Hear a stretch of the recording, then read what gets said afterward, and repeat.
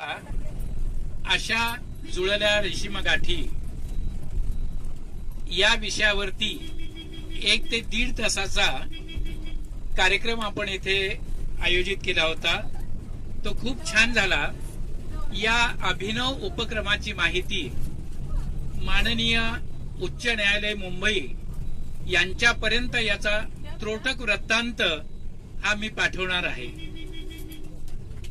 मला असं वाटतं की नक्कीच या अनुषंगाने अशा प्रकारची संमेलनं ही नक्की होतील। मी जो संदर्भ तुम्हाला दिला की सर्वोच्च न्यायालयाचे न्यायाधीश ज्यांनी व्हिडिओ कॉन्फरन्स वरती आम्हाला मार्गदर्शन केलं, अभय ओक साहेब, त्यांनी अपेक्षा अशी व्यक्त केली की वधूवर संमेलनं जी होतात त्या वधूवरण संमेलनामध्ये अशा प्रकारचं मार्गदर्शन होणं हे गरजेचं आहे।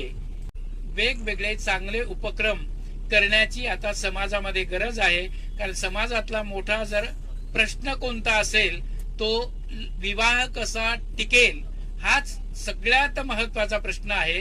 आणि जिथे जिथे IT क्षेत्र आहे त्या त्या क्षेत्रामध्ये घटस्फोटाचं प्रमाण हे खूप वाढलेलं आहे। तुम्हाला एक बातमी जर मी सांगितली तर कदाचित धक्का बसेल की आज 22% मुलांनी असं ठरवून टाकलं की लग्नच करायचं नाही।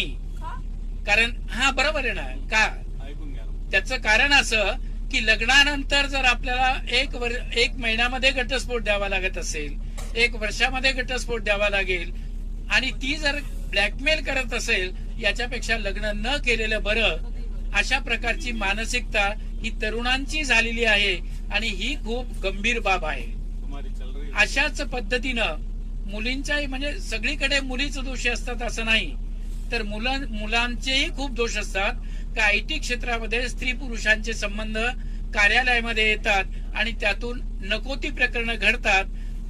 ही प्रकरणं घडल्यानंतर त्याचं ज्या पत्नीला 2 मुलं आहेत अशा त्या 2 मुलाकडे आणि पत्नीकडे दुर्लक्ष झालेलं आहे। तो आता घरी सुद्धा येत नाही। हे प्रकरण सध्या माझ्यासमोर चालू आहे। IT क्षेत्रामुळे घटस्फोटाचं प्रमाण हे खूप वाढलेलं आहे।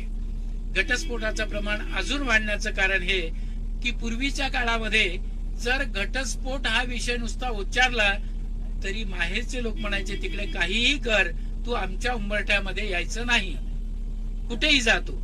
पण आता तो विषय राहिला नाही, कारण लिव्ह इन रिलेशनशिप ही जी पाश्चिमात्यांची संकल्पना आपल्याकडे आलेली आहे ती इतकी घातक आहे की लग्न झाल्यानंतर मला काहीच काळजी नाही, मी कुणाबरोबरही राहू शकते, अशा प्रकारची मानसिकता विवाहित मुलींची सुद्धा झालेली आहे। आणि त्याच्यामुळे हे प्रमाण दिवसेंदिवस वाढत आहे। आपल्या भोवती इकडे तिकडे कुठेही जर अशा प्रकारची समस्या असेल तर आपल्या जिल्हा न्यायालयामध्ये एक विभाग आहे, त्या विभागाशी आपण संपर्क करू शकता। त्याला वादपूर्व विवाह विषयक समुपदेशन केंद्र असं म्हणतात। त्याच्यासाठी एक स्वतंत्र न्यायाधीश तिथे असतात। तुम्हाला मोफत सल्ला दिला जातो, मोफत कार्यवाही करण्यासाठी सुद्धा मोफत वकील दिला जातो। ठोंबरे काकांना याची पूर्ण कल्पना आहे।